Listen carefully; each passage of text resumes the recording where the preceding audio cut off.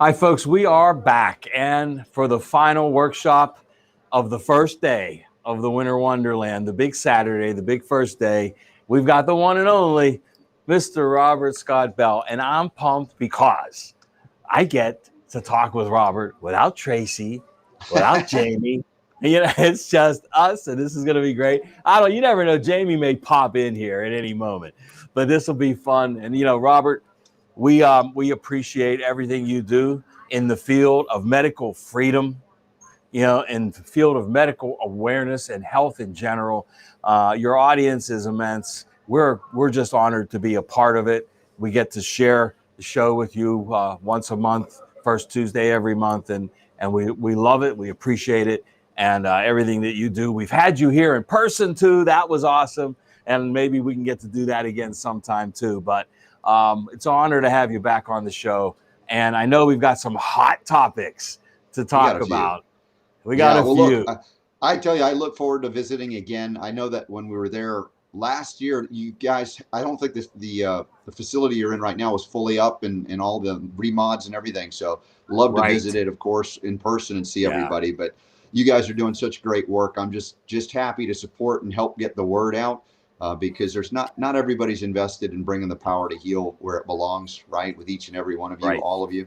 And that's why I appreciate Jamie and you and everybody that's doing great work, not only with Weiner Wellness, but our friends at Nutritional Frontiers. Well, thank you. We do appreciate that. And it's just an honor to have you on. And we want to do as much together as we possibly can. You got to come and see this place because the remodeling was phenomenal. And it's just, there's been people in here all day. It's the first day.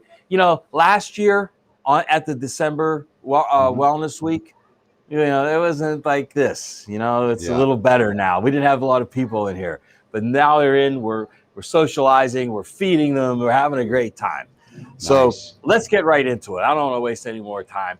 Hot topic, one of the biggest hot topics of the day is the new book by Robert F. Kennedy Jr. That is called The Real Anthony Fauci. There it is, folks. If you don't have this book, get it. And, I saw an interesting thing. I was watching an interview with Robert Kennedy, and he said, unless we buy it at a bookstore, it doesn't add to the sales for, bestseller list. Yeah. I never knew that. Yeah, it's fascinating how they track these things, but yet, despite it being the #1 bestseller on Amazon and just about every other bookseller you can imagine, mainstream press has kind of ignored it as if it's not there.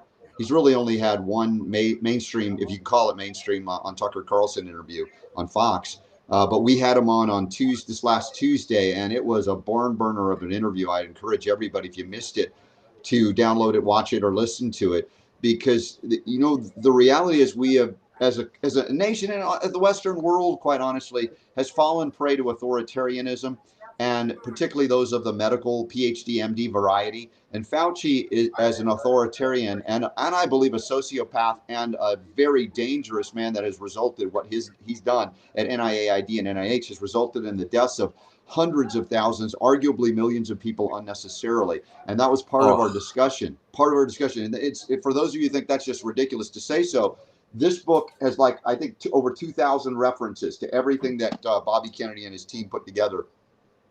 And one of the most brutal stories coming out of that is something I knew and covered on my show for many years because of investigative journalist Liam Sheff and also Celia Farber, what they found out about the Incarnation Children's Center in New York at the time of these the AIDS drugs, the EZTs of the world that were coming out and slaughtering people. And they wanted to test it on children. And they'd used an orphanage in New York, the Incarnation Children's Center. And you can't get informed consent from a child, much less a child that has no parent to defend it. And they force-fed these drugs to these kids. The kids that didn't want to take them because they made them so sick were then forcibly held down and surgically inserted a tube into their stomach through their abdomen. Yeah, no, you cannot. This is the stuff that is so horrific. You're thinking this is a science fiction monster movie. This is why I say Fauci is a monster. He's not human at this point. And, again, Bobby Kennedy doesn't go off anything, just kind of throw things out there. Everything is substantiated and validated and referenced. I want to, that's important. You know what? Show the book sideways. because see how thick this book is, folks. Most of that is references. Yeah, most of that is references. He documented everything to where, I don't know how this guy can still be walking around out there. Yeah. Look at that. I Yeah. mean, considering Incredible. the Kennedy lineage, Kennedys that speak out don't live long, as we know in history of the 20th century. I mean, but Bobby is not afraid to speak out. And as I said on my show with him last week, we had a tagline on the Robert Scott Bell Show on radio that said, "Willing to go where the truth takes him." And then they introduced me. And I said that about Bobby. I said, "Bobby, what impresses me about you more than almost anything is that when confronted with very inconvenient facts, you're not afraid to embrace, or let's say engage in them and validate or invalidate them, instead of running with cognitive dissonance away from something you don't want to know or hear." Because the things he uncovers in the real Fauci, the real Anthony Fauci, it doesn't help him to be more successful, more economically benefited, wealth. I mean, all of these things have caused him to be a target of denigration by even his own family members. Yes. So for them to say you're profiting off of this, it's like, that's ridiculous. If he would have said nothing about the vaccine and mercury issue years ago when he was confronted by many autism moms, and instead he looked at the research and he was shocked, and he didn't run away in fear, and he embraced it, and he tried to help. And that's why, again, I've been so impressed with this man's integrity. He has family members that were vaccine injured, right? Oh yeah. In fact, we talked about that as well with his own children, how they all have different chronic ailments and illnesses. And as a homeopath, I talked to him. I said, "Look, I know this for a fact because I was vaccine injured as a child with far fewer vaccines. We still got the smallpox shot that gave me an adverse event. My wife was heavily vaccinated because she was a civilian military kind of brat, so they hammered her more than any in her generation. And we had to clean up a lot in our bodies to be able to have children." And I said to him, I said, "My kids have never had a vaccine. And yet, interestingly enough, despite my chronic illnesses and my wife's chronic illnesses, my children are not chronically ill at all." And he's like, "Oh, that's very interesting," because he's observing that and dealing with other doctors that have observed that, like Dr. Paul Thomas and others. And so it's more, the questioning, because of the focus on the mandatory jab of what they call a coronavirus vaccine, which is not. It's gene therapy just redefined as a vaccine. But focus group tested. They said, "Let's see if gene therapy sells." Nobody wanted gene therapy injections. Surprised. And they said, "Well, let's redefine vaccine to include gene therapy, and we'll just call it a vaccine, and then everybody will want it." Well, not everybody, but a lot of people that wouldn't have accepted it. So now it's causing people to question, even Bobby Kennedy, who has vaccinated all of his children, to question the safety of any and all of them, not just the COVID variety, of which is so controversial today. Mm-hmm. Oh yeah, his crusade on vaccines goes way before this newest branch of vaccines. His lawsuit that he won was in 2018 against the federal government, right? For safety. That. It was in 2018. So that was before any of this. And I found out about him winning that lawsuit was from an article from a foreign country. Yeah. It wasn't reported in this country, but it was safety. Right? Yeah, it was about safety concerns.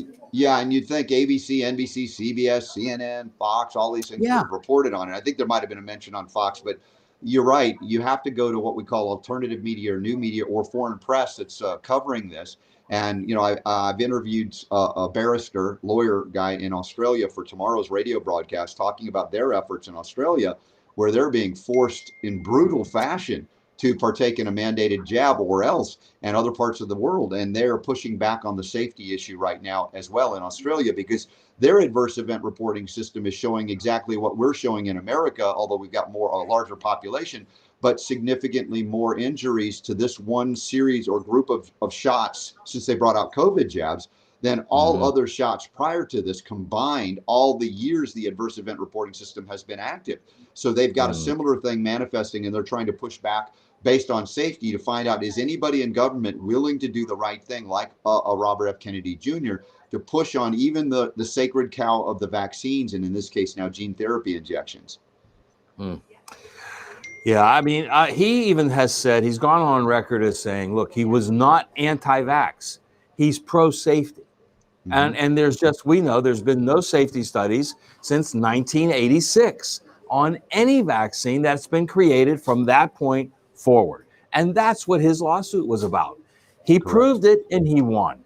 Okay, Yeah. so I mean, if these are, and here's the interesting thing, Robert, those vaccines went through the normal trials, didn't they? Yeah. I With mean, many, they would go many more years of investigation before they many more came out. Yeah. years than Yeah. this one. So, you know, what are we doing with this one? I don't know. Where's it There, going to there, end?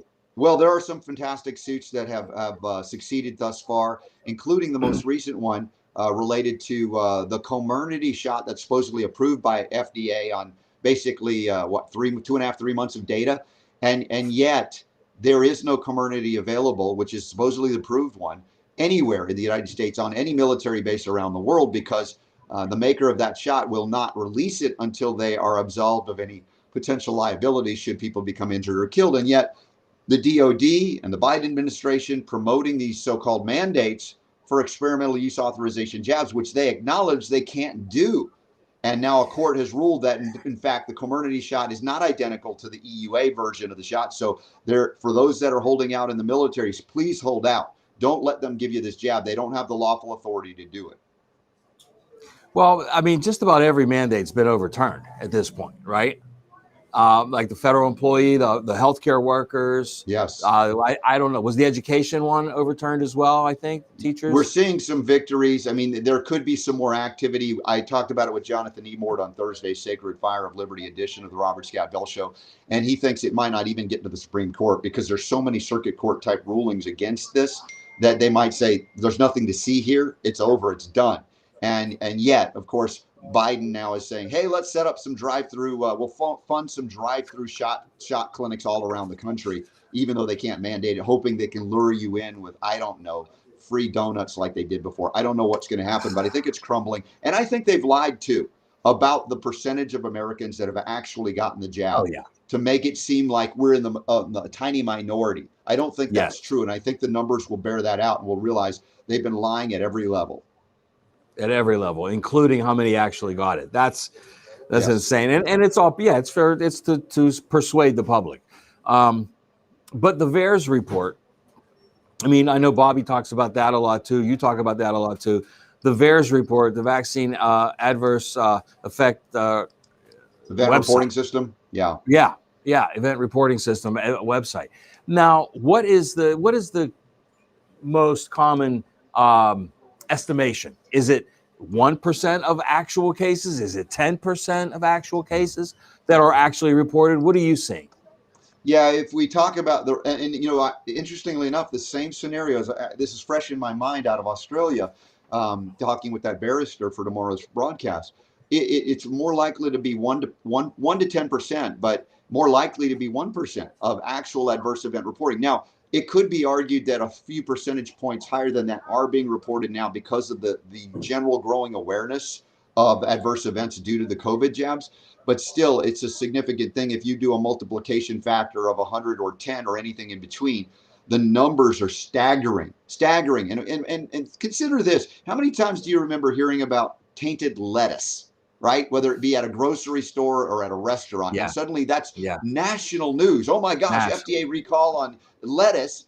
And, you know, nobody has died. Maybe somebody got stomach illness and ended up in a hospital. And they pull the lettuce and they make sure everybody gets the word out. We've got hundreds of thousands of people that have died and many more that are injured due to these COVID jabs. And nary a word except to deny, well, when they say about the VAERS reporting system, well, it's not evidence of causation. It's just correlation. Well, the whole system was not set up to identify causation, but patterns that have emerged or would emerge due to new lots or hot lots or any lot of a new vaccine or any vaccine. So for them to say, well, we don't have to pay attention to it, it belies the whole reason that it exists. And yet if lettuce causes something, my gosh, it's pulled from everywhere. I remember that. I think the one you might be referring to, I think it was Chipotle that had an issue, right? And I thought it was very interesting at the time because it wasn't the meat. It was the lettuce. It was the vegetable that was causing, all of the distress, but it was national news. Hmm. Incredible.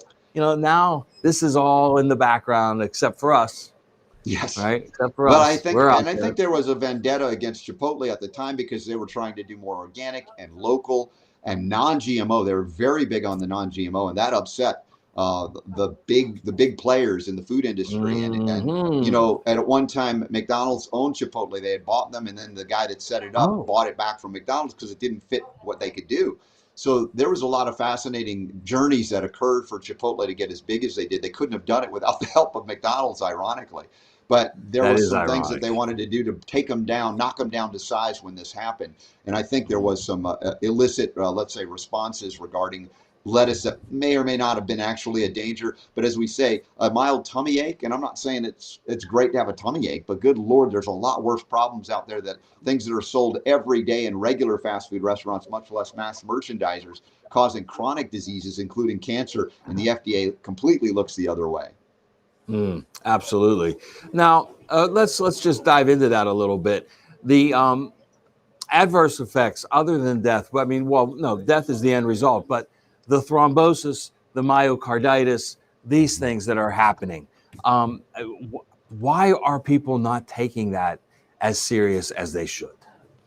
Well, Why? you've got the public relations campaign to diminish reports of that, and of course, the way they are now coming out, I was just stunned yesterday on my show. I talked about, well, they might come out with an idea to say that the Omicron variety is now causing heart issues, or how about this? Post traumatic stress disorder will be relabeled and renamed to post pandemic stress disorder. And then they'll Oh, link the stress we've been under for the last year and a half to 2 years to heart attacks and strokes and cardiomyopathy and things. It's like, oh my gosh, there was a news story that talked exactly about that, saying that many people are at risk for heart attack oh, events due to the stress we've been under, and to try and distract people from the jabs themselves facilitating manifesting these cardiac events. yeah. Well, it makes all the sense in the world, and it just, that's the playbook. That's the playbook. Yeah. Let's take something. Let's take the focus off of what's actually happening, and put it where we want it. And it's easy to do because they can do it on mainstream media. And I mean, that's all you talk about. That's all they're talking about, right? Mm-hmm. This Omicron thing. I mean, Yeah. have you heard about the Italian movie that was in 1963 that was called Omicron? Did you hear about that? I've people have been talking about it. I haven't seen it. It's like what, a B movie, It's on, B you movie can get it science on fiction. YouTube. Yeah, it was a science fiction comedy, but it was in 1963. It was called Omicron, and it was about, get this is the best part, about an alien. Okay, it comes down, inhabits a guy's body to learn about our species. Science Mm-hmm. fiction, right? But what he concludes is, if you just can control the elite, you can control the whole species. Yeah. Hmm. Isn't that Interesting. interesting? Yeah. Isn't that Yeah. interesting? Well, that comes back to authoritarianism. And, I would urge people, there's another book here that I don't know if your audience has read yet, by my friend Jonathan Emord. And this one's called The Authoritarians. And Oh it's a no. brilliant historical perspective from the 19th century to today on how we got here. The authoritarians and their assault on individual liberty, the Constitution, and free enterprise from the 19th century to the present.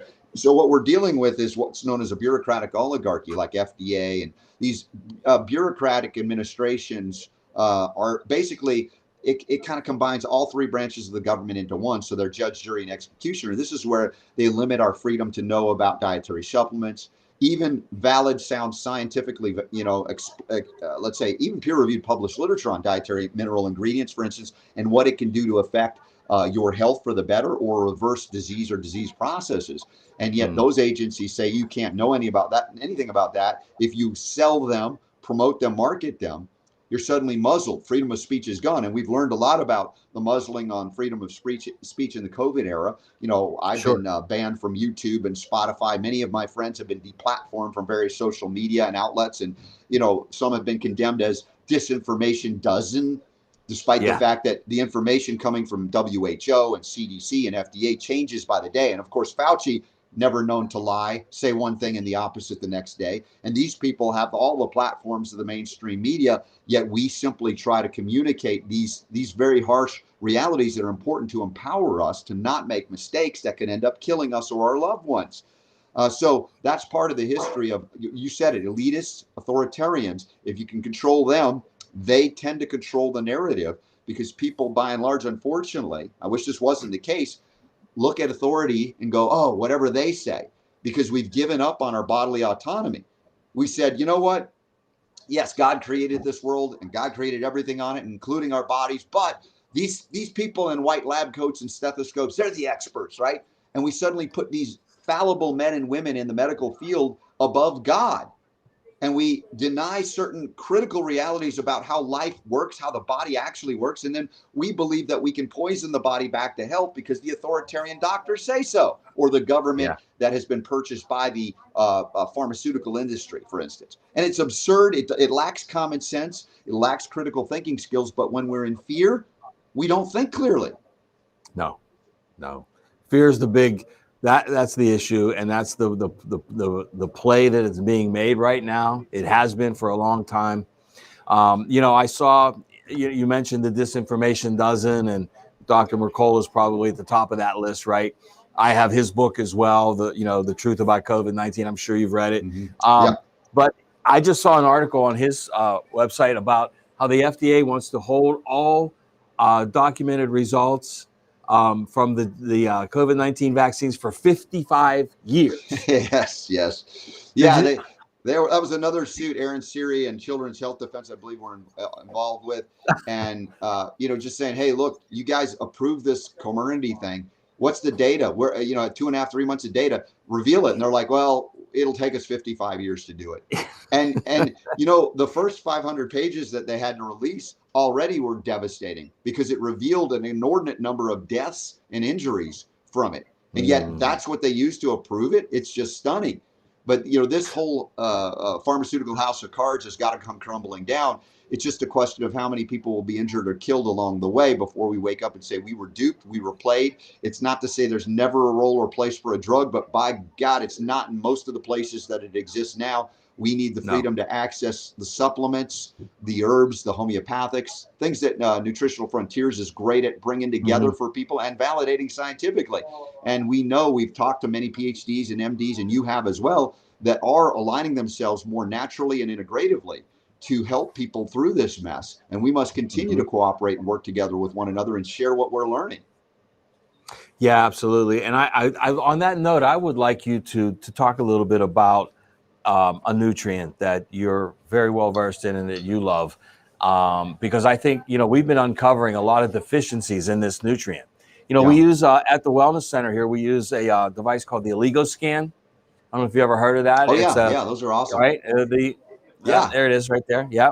And, it shows the nutrient deficiencies and mineral deficiencies and heavy metal toxicities. But guess what's coming up as one of the most common mineral deficiencies? Selenium.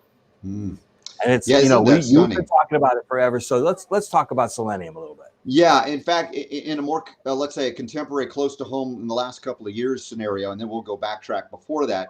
Okay. One of the studies I brought out of the University of Hawaii, and it was out of China, regarding COVID-19 manifestations out of China. And what it found was that in areas of selenium-rich soils, and the food and the people were adequately engaged in terms of eating things that had selenium, there was little to no manifestation of COVID-19. Just didn't exist, pretty much. And in areas where selenium was most deficient, Wuhan area, other big cities, that's where they saw the biggest COVID-19 manifestations symptom-wise, and other than that. And of course, we recognize, if we look at viral causation hypotheses, I'm not someone that believes that viruses are the cause of anything. In fact, there's controversy as what they are and all of that. But let's put that aside for a moment. If we look at concerns related to why virus activity may be happening, it always comes back to selenium deficiency. Now we'll go back in time a little bit. Back in the 90s, I first started my broadcast in 1999, but I was already studying a lot of things as a homeopath in the 90s, throughout the 90s. And one of the things that came out at a certain point was this scary new thing we began to hear about, Ebola, for instance, out of Africa. Right. And as I began to say, man, this looks scary. People are bleeding out of their eyes, they're dying. And I looked into the peer-reviewed literature on Ebola and minerals, and lo and behold, guess what? Selenium popped up. And there were studies done in peer-reviewed Really? medical literature that came up and said when they reintroduced selenium to the soils and the people, it completely remediated and reversed the Ebola manifestations with no drug intervention, no vaccine required. Because as my good buddy Dr. Buttar would say, selenium is birth control for viruses. Here he is. Well, Hey, speaking of birth I control, knew he'd come his in. face I is knew birth he'd get in control, here. Robert. How you doing, you buddy? are so funny. That is funny. You walk in right as I say those words, and now everybody's going to go, "Oh no!" Oh no! Yeah. Merry Christmas and happy holidays to you and all your great family and all your people. So, It's so thanks good so to much see you. for partnering up with us this year. It's been a big year, and we're ready for next year for Yeah, you. So, definitely. You Thanks guys so are much. always with We're us. having a even lot of when fun you're here. not present. And I know we got. Hopefully, I think Tuesday we got another big show 4 planned. o'clock. Me and Yeah. Joe will be back on the show. So Look out. tell Super Don he better get ready. Get ready. Jamie I and know. Joe coming to town. Yeah, You Super better Don gets take nervous when you CBD, guys get are ready. both on. It's going to be awesome. So, but this is a great topic. Again, we're talking about mineral deficiencies, nutrient deficiencies, and how they manifest as scary named diseases. And that's the thing that the pharmaceutical industry and FDA that is controlled by them don't want anybody to know. If you start, and more and more doctors are finally figuring it out in the era of COVID crazy as they've moved toward things like zinc and other things. Although I think selenium is still, like you pointed out, is very overlooked. And the fact that we've overdone zinc has resulted in copper deficiencies. And that's also related to long COVID, exhaustion issues, vascular issues, blood oxygenation issues. So it's not that every supplement is right all of the time. We've got to understand how everything interacts with everything. And you guys are smart enough to know that and always bring in the brightest people to help relate these things so that we're not just throwing things at people. We're actually going, this is a rational reason and laying it out. And I love that. Yeah, it's interesting you bring up the mineral because the number one deficiency in the world is still magnesium, right? Yeah. And you look at all the different diseases that they've admitted are correlated with the cause of low magnesium, which is 95% of people. UPMC right here in Pittsburgh, they actually admitted that at least 80 to 85% of the cause of all their cardiovascular patients, elevated blood pressure, diabetics, and now UPMC is all medical, right? Right. And this is about 5 years ago, actually 5 years this week. It was right around Thanksgiving. They published in their newspaper. That's how long ago it was in the newspaper, right? And they said that, look, we got to look at this differently. And they did cite some functional medicine people talking 300 to 700 milligrams a day. And that's still our number one formula at Nutritional Frontiers and World of Wellness because some people are deficient. Yeah, I want to acknowledge that magnesium thing as it relates to long COVID specifically, because we know, once again, we get down to mitochondrial level, the production of adenosine triphosphate, ATP, depends on magnesium working with, guess what? Copper. And what have we depleted over the last year and a half with overdoing zinc? Copper diminishes copper stores. And, copper is critical for so many things, including the oxygenation of the blood. Iron, yes, carries it. You know that. But in the absence of copper, the body can't utilize iron appropriately. And so all these people with oxygenation issues, blood oxygen, and they're throwing a fire hose of oxygen in through ventilators and killing them. How about figuring out why their oxygen levels are low? And it's not because there's not enough O2 around. It's their own inability to carry it. And that may be due to, again, a lack of bioavailable and bioactive copper, because copper has been depleted in the nutrient base in the food supply by upwards of 80%, more than any other mineral on the planet, 80% or almost 80%. And so we've got to look at these gross broad-based deficiencies and see how it's manifesting as something called COVID, instead of worrying about a virus that may or may not have been appropriately let's say isolated rather than manufactured. Again, so many controversies, but I like to break through it so we can get people well and keep them well. The funny thing is, Jamie, we were talking about the Oligo scan, and Robert's aware of it. But one of the things, the ratios it shows is copper zinc. Yeah. Because they need each other. It's like calcium, magnesium, copper, zinc, right? There's always that connection, iodine, selenium, right? Yeah. There's always these connections. I love what you're saying, because I think what happens is one person hears somebody had copper toxicity, right? Or elevated copper. And that one person tells everybody, and now they're looking at every bottle saying, well, we don't want copper. Well, I know. And we need a balance of all these minerals. I bring that up as well because, I deal with, for years I've been lecturing on silver and now copper as well. It's like I always have to target the things that people are afraid of. I don't know why. I like to help people overcome fear with facts. There's a new book out by my buddy Morley Robbins, Cure Your Fatigue. This goes into copper and the science of copper that's Nice. lost. And even selenium needs copper at the microcapillary bed to protect its integrity. Right? This is amazing. And of course, copper is critical for vasculature as well, but selenium and copper work well together. But if people are so concerned about copper, all they got to do is increase zinc, and the zinc will facilitate metallothionein production in the liver, which has 1,000-fold more affinity for copper. It's easy to get copper out. And the copper toxicity issues we hear about are people, drinking through copper pipes, the unusual scenarios. And yet everybody goes, oh, well, there's copper. We got to stay away from it. You got to do the right form, the right amount, and we can do that. Yeah, it's interesting you brought up selenium because we just came out a new liver formula called Live Complete. And we added selenium methionine in there for its chelating ability and that it helps detoxify, especially the thyroid, right? Yeah. So a really interesting ingredient. And I'm thinking about Dr. Weiner, and he always talked about the Gerson Institute, Max Gerson, Charlotte Gerson, would talk about selenium and AIDS. Right? Yeah. And they said that alone in their case studies, I'm not making any claims here, had dramatic turnarounds, just selenium by itself. So, oh, absolutely. You're so right. And as a homeopath, I addressed people would come to me after they'd been through all the doctors, including those with advanced AIDS. And, I said, first and foremost, you got to get off of the toxic poisonous drugs that are killing you. And if they were willing to do that, then I could say, hey, ignore the HIV test because it's a red herring. It's got no valid standard. It's cross-reactive. It's non-specific. Get that out of your head.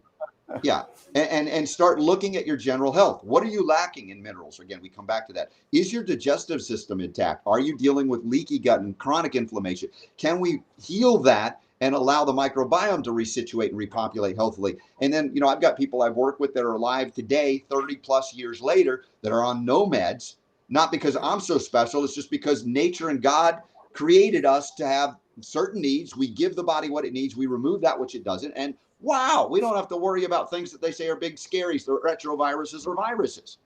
Yeah. Well, thanks so much for letting me jump right in here. I'm going to jump right out. I'm being paged. So thanks, Robert, for all the support. Jamie, we'll see you on Tuesday. Have a great weekend. All right, James. That'll be great. Yep. I knew that it wouldn't take them long, but I would have done the same thing. I would have jumped into, but yes, I mean, I love that. Another one that you just reminded me of when you said, oh, copper, everybody's afraid of it. Remember a few years back, they had the same scare with calcium.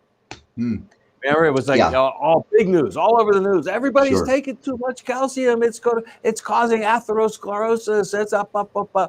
It wasn't the calcium. It was another deficiency, vitamin K2. Yeah. That is a huge deficiency in this country because where do you get it mainly in your diet? Grass-fed beef products. Right. We weren't eating that. We were eating grain-fed beef products. But it wasn't that we had too much calcium. It's that we had no vitamin K2. So that happens constantly. And you're right. I mean, it's not that calcification in the body is not a real thing. You're not saying that either. Yeah. But it's what is lacking in the metabolic processing and utilization of minerals. And I would argue that calcium as a macro mineral is much easier to get in the diet than K2 or other things. Yes. So it's not one of the highest, let's say, deficiency, but at the same time, it's also not to be completely avoided, right? Because we still have a need for it, but in concert, in context. And that's what's often lacking, as you point out, when people go, oh, it's just one thing. All we need is one thing. It's like, how does everything work together? And let's, whether it's an oligoscan assessment or other ways to determine it, let's find out. And if you read the studies long enough, you'll see the patterns have emerged that certain things you can be comfortable in saying, well, that's clearly a selenium deficiency. And that's not to say there are no other things to consider, but that's got to be something we cannot ignore. And yet even doctors to this day are saying, whoa, be careful, selenium can be toxic.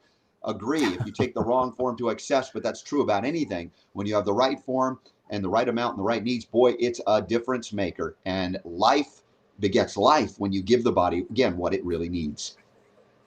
I really have, I've said this many, many times, Robert, I have a problem with people using the word toxic in the same sentence as a nutrient.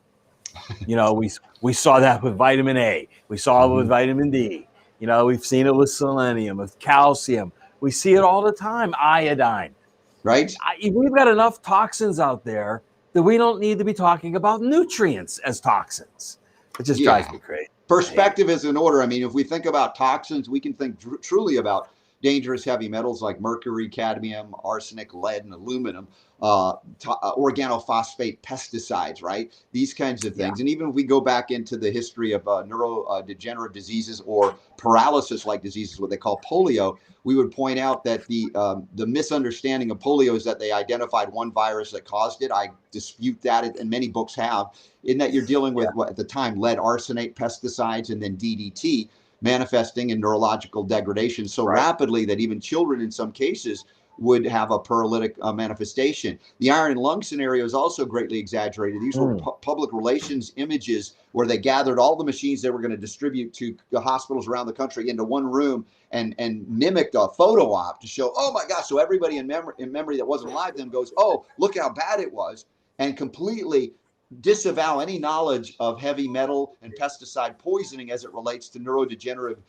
manifestations, acute in this case with polio, and the fact that they're predicting it's going to come back in the spring among kids with acute flaccid myelitis. I wonder what vaccines they're planning to bring out, or is it the 5 to 11s and younger that they're going to target with these COVID shots, that they're just warming you up to think about, oh, we don't know what's happening, but we're predicting it, and it turns out they're going to be causing it. Yeah, exactly. The cause. Look for the cause. Search for the cause. Forget the cure. We've been saying that for so long. You've got to get to the cause. It's never about the cure. You find the cause, the cure happens. Vitamin A was a big one. I don't know if you remember that one, where they were saying how, it was a big scare, toxic. And the study that was based on was a study with smokers and a synthetic vitamin A. I mean, and then they took that and expanded that out to every single vitamin A product on the market and said, look out, it's toxic. Well, and then they never do that with toxic pesticides, interestingly enough, right? No, but what shows up as a big deficiency in people with immune problems, immune deficiencies, is vitamin A. Yeah. And everyone, measles, mumps, all of those things. People aren't eating like the ancestors ate, right? You actually ate organ meats. And fat, high fat content from clean animals, not factory farmed animals, the vitamin A, the retinol, different things that were present in pastured butter and eggs and different things. And we were told to be afraid of all the foods that were actually good for us, that provided, nutrition for our ancestors. Right. And, so I'm not saying that everybody needs to be on every supplement in existence, but we certainly got to look at what is deficient while we're making better choices for our diet that brings those things in like our ancestry did. But also, as I mentioned earlier, acknowledging that even those foods are greatly deficient from where they were because of what's happened globally, the phenomenon of, let's say, chemical agriculture, general pollution, other things have diminished the presence of those things that make nutritional supplementation also very critical and important, and it's something I do every day as well. Right. Well, I mean, we constantly, I came up with a little saying of my own for that, in that regard. The old Bible saying that man doesn't live by bread alone. Well, now I changed that to man does not live by food alone. We have to supplement our diets. It's just not an option anymore. The food supply is that deficient, and supplementation is necessary for optimal health. Well, it's just more than that. Yeah. Yeah, absolutely. And if I have a dream, if you think about Martin Luther King, I have a dream speech. Obviously, there's a lot of references to a better world, right? How do we do things better? Well, sometimes we have to go back and figure out that we did things better back then. What am I speaking of? How about growing the food? How about growing the food in soil that was not contaminated, not poisoned, not deficient? All of those things we need to learn how to rehabilitate our soils. Marjorie Wildcraft has become a great friend. She does with the Grow Network, and she's doing a webinar. In fact, this afternoon today, I think we have a link at robertscottbell.com about how to grow food, even if you're fat and lazy. It was just like right out there. Everybody can do this is the point. And we must start bringing that production closer and closer to the home. If you don't know your local farmer, then become your local farmer, at least partially. And then we can rehab the soils, recognizing what's lacking. We can help supplement the soils themselves, and we can correct this over time. I'm not saying instantaneously, but as we know, when we bring minerals back into the people that suffer or animals that suffer, they're remedied very quickly. And suddenly the things that you thought they had were a disease that needed a drug or some other vicious intervention. They're gone. What happened? Well, the body lacked these minerals. We put them back in, and look what happens. The body knows what to Yeah. do. Toxicity and deficiency. That's it. Mhm. That it's where, if you just look there, you'll find your answers. Where the toxins cause, they contribute to the deficiencies, but the deficiencies are there in the food supply. So when you look at the deficiencies and you relieve those, when you eliminate the toxins, all of a sudden the body does what it was designed to do. The body does all the healing, right? It's just give it what it needs. It will do the healing. And I Yeah, think that's where we've absolutely. lost track, right? Yeah, well, yes, certainly, and that's the thing. We have lost faith in creation itself. I've said this about, gosh, I don't know if I upset people when I said this on the show the other day. I said many people of faith fear the germ more than they love God. And what do I Ooh, mean by that? Right? yeah, It's like that's a come to Jesus moment, right? You fear the yeah, germ more than you love God. What did God do? Create a beautiful body for you to inhabit, right? And it has simple rules to adopt and live by. That is just exactly what you said. Give the body what it needs, help the body remove what it doesn't. And, there's also body, mind, spirit. So we know there are other right, aspects to this. But at the right. very physical sense of honoring the temple, not desecrating it, we Mm, are willing to desecrate the temple because we're so afraid of germs that only manifests when we desecrate the temple. And that we abandon God's edicts to eat well, live yeah, well, find happiness and love and joy and upliftment and praise and worship and sing together, right? All of the things that bring such wonders to your life. And they say, oh, well, the doctor said we can't do that because we'll die. Well, if you're so afraid of dying, the reality is you're more afraid of living. And again, what is this gift that God gave us? Life. And then only second to that great gift of life is the gift of choice while we're alive. And we have been given the freedom to choose, mm, fear even. And many people are choosing fear, and it's overwhelming their connection to the spirit, the source, and God, that we are mm, running scared instead of embracing God and creation and going, there's nothing to be afraid of. We just got to get yeah, back to the basics, like our ancestors knew. It's written about in the Bible, etc. We go back there, and all of these fear mongers dissipate because they don't have the power. We laugh them off the stage because they're absurdists. They're fear mongers, and you recognize, you go, we don't need or want anything from you anymore. right. So well said, Robert. You mentioned organ meat and our ancestors and things. That was actually considered by many to be the divine protocol. That's what got the Israelites through the desert, was the nutrients from organ meats of Mhm. slaughtered animals. Because what did they give? What did it give them? A, D, E, omegas. All of these good fats that are Selenium, copper. necessary. Yep. Selenium, copper for survival, right? Yeah. So, hey, I love a good, liver and onions as much anytime I can get it, but it has to be organic, Right. grass Correct. You fed don't and want, pasture. and Yes, for has to people be. that can't stomach that because it's just so far out of their field, there are supplemental forms that kind of concentrate and Right, desiccated things. right. So just Yes. look to incorporate that. It's harder to talk to the vegetarians and vegans about this issue. And look, God bless them. If you can survive and find a way, I'm not dissing on you. I'm Yeah. just saying we got to go with what works. And if something's working for you, great. If it doesn't, then consider the things we're talking about here. Right. Right.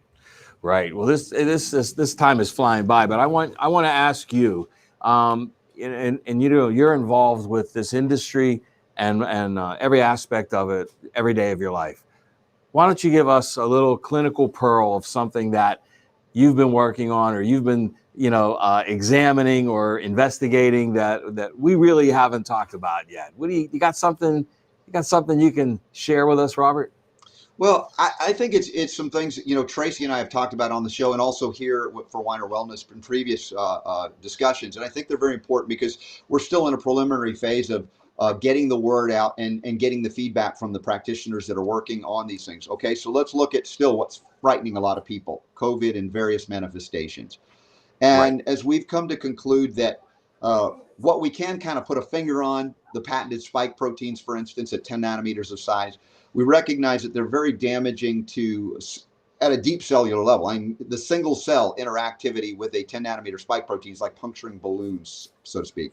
And these things can transit very easily through the vasculature and damage the microcapillary bed, which is where we're seeing coagulation issues, other vascular issues manifesting on up to larger and larger areas, including the inflammation around the sac of the heart or the heart itself.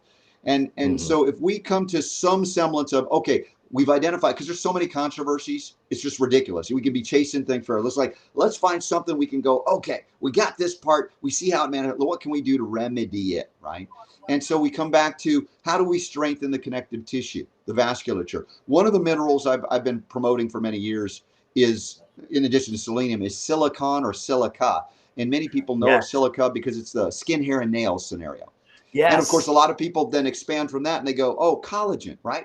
But all of these things also require, guess what? Copper. Copper's like the symphony, the orchestra, the symphony leader, right? The conductor. Without adequate copper, zinc can even be out of control and create aberrant proteins and really create pro-inflammatory cascades as well. And then the other issue related to you, let's say you survive the vasculature damage because we know what to do. Again, selenium and copper work well together as well. We then look at the antibody-dependent enhancement issue, the ADE. Now, I think they're repurposing, let's say, Omicron varieties and other things to try and, let's say, explain away the adverse events due to the COVID jabs, for instance, just like we talked about with heart events. And I think they're going to sell you on this, what's happening with this massive immune response and death is like it's a new variety. They'll try to blame it on anti-vaxxers, which include people that have gotten every COVID jab and continue to do so, that they simply are opposed to mandates. They are now considered anti-vaxxers as well. It's just absurd. So when we look at the systemic immune response that is not normal, very not normal, which is known as a cytokine storm of catastrophic proportions. I've talked about it in terms of category 6 level hurricanes, which don't exist in nature, right? It's one thing if you have an injury or a cut, a stab wound, and you do have a cytokine storm that's very site specific to that area. It's kind of a triage response. But to do that systemically can be deadly, because every ounce of energy stores that you have, or the ability to produce more, as we talked about, magnesium and copper at the mitochondrial level to produce ATP, are wiped out. And that's when death of the body ensues. You got nothing left. Every ounce of energy you had to do all normal metabolic functions, even normal immune response, is gone. And that's the ADE risk for death. So what can we do when we recognize the ATP production? What do we need to do to produce that? Magnesium, copper. All right. I come back to that as well. And also systemically, copper is the mineral that cools inflammation throughout the body, taken orally in the right form. And I'm not going to excess. We don't need to. But copper 1 and copper 2 are the forms your body needs to break down dietary copper to be utilized in the various cuproenzyme pathways, including the protection of the vasculature and other things, but energy production. So I say, looking forward to this point, and again, this is semi-preliminary, but not. I think it's pretty solid, but it's not being discussed enough is the point. And because once I talk to doctors about this, they suddenly go, the light, oh my gosh, how did I miss that, right? And we all missed it. We're all guilty of going, oh, well, here we are here. But now we've got to come back to this and continue to share clinically what's happening, anecdotes that also impact us to say, hey, this is working or it's not working, and then come back and continue our discussion as we know more and more of the definitive scientific pathways that are supported by the minerals we're promoting here. Whether we sell them or make them or not, I want people to have access to them. Right. I agree 100%. And I think, see, this is the kind of information, invaluable information, because nobody's going to get this anywhere else. Yeah, I hope people tune in, and anyone that's listening now, make sure you tune in to robertscottbellradio.com, right? I get that right? robertscottbell.com, right? Get you right to it. You can sign up for email alerts. We have live and later. You can podcast it later or watch it video-wise anytime, live or later. And we got a great chat room at the site as well that's free and anybody can participate in. And we have a great community of people that love helping one another. And you guys are included among that. It's just fun to be part of a community that just tries to uplift one another, teach one another, learn from one another. And yes, sometimes even challenge one another. And that's not bad. That's a good thing, because that's how we grow and do better. Right. And it's great. It's fun. Like you said, it is fun. It's a great community. We're all going towards the same end. One more nutrient I want to throw out before we let you go.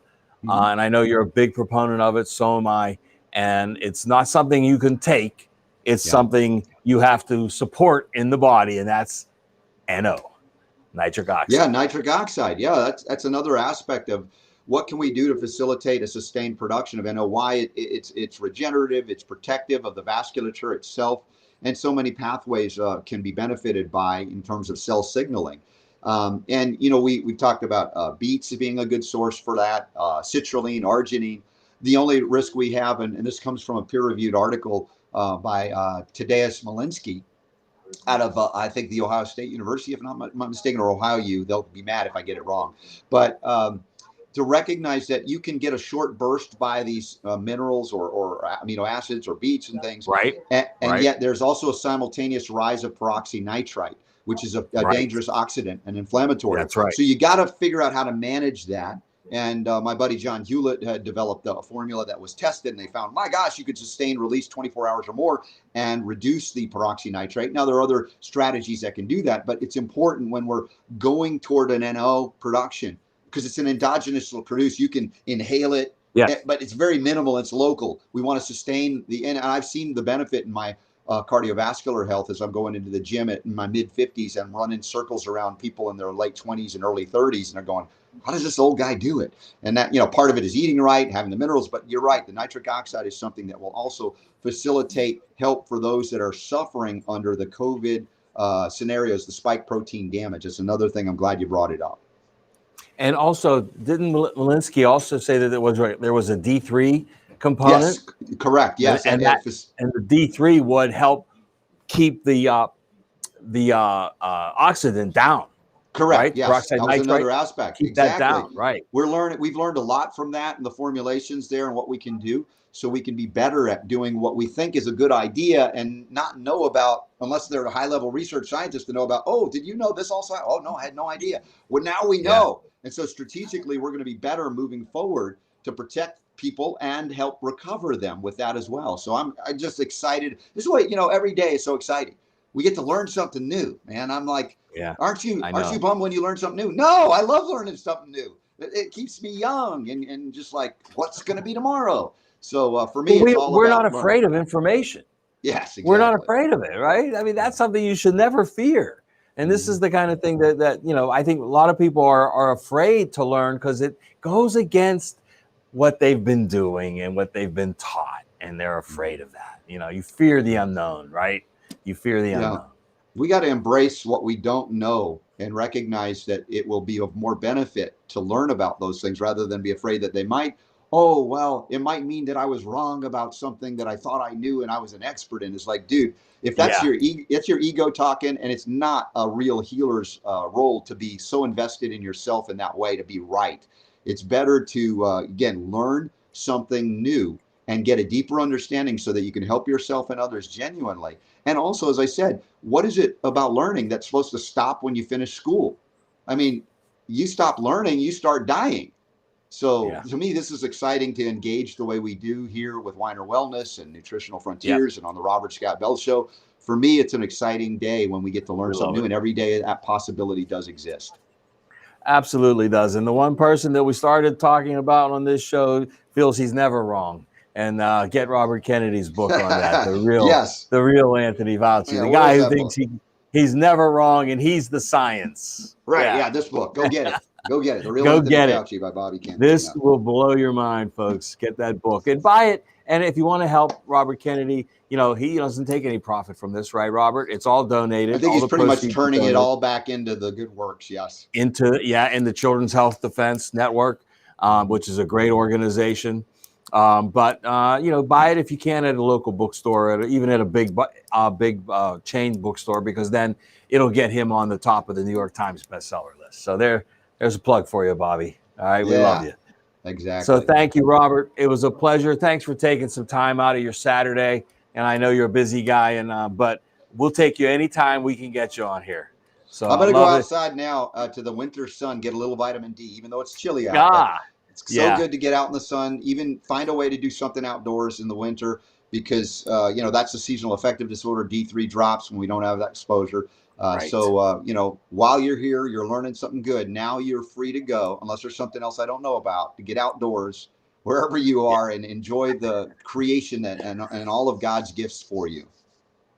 Absolutely. Thank you so much, Robert. We'll see you on Tuesday on the Yes. Robert Scott Bell radio show. Okay. Looking forward to that. Thanks. Thanks, Buddy y'all. guy. Power to Live you long is and yours. prosper, Robert. All right, man. Take care, buddy.